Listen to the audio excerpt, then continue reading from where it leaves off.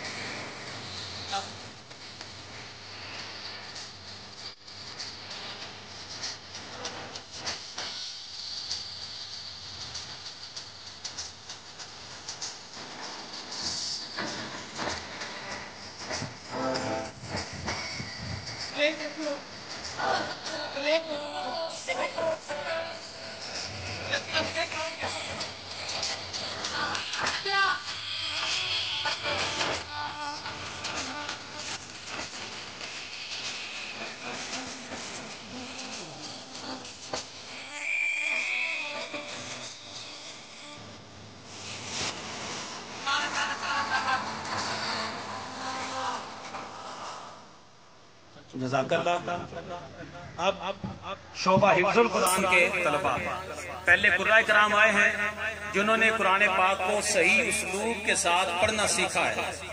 2 साल कोर्स उन्होंने मुकम्मल किया और तजवीद की सनद जो है वो तंजीमुल मदारिस से उन्होंने हासिल की और आज दस्तारबंदी दारुलूम से की जा रही है। और अभी जो तिलावतें हुई हैं, जो तकारीर हुई हैं, जो नातें हुई हैं, वो सारे अल्हम्दुलिल्लाह हमारे इस इदारा के तालिब इल्म हैं जो यहाँ पर पढ़ रहे हैं।